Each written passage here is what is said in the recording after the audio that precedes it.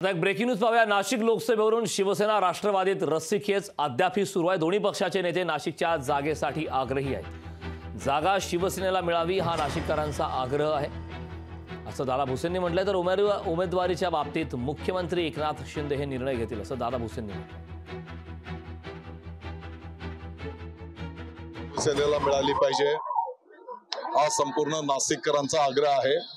त्या पद्धतीने नाशिकमध्ये जागा शिवसेनेला मिळाल्याच्या नंतर त्या जागेवर कोणाला उमेदवारी द्यायची यांचे सर्वस्वी अधिकार माननीय मुख्यमंत्री महोदय एकनाथजी शिंदे साहेबांना आहे।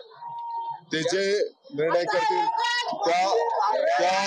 त्या आदेशाचं पालन केलं जाईल। अधिकृतरित्या जाहीर होत नाही तोपर्यंत महायुतीच्या मध्ये असलेल्या प्रत्येक पक्षाला ही जागा मागण्याचा अधिकार आहे।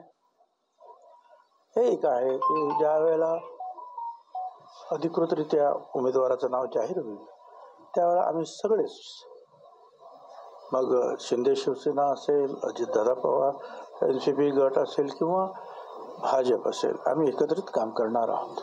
मला असं वाटतं की मी समन्वयक आहे आणि समन्वयकांनी आदेश हा पाळला पाहिजे।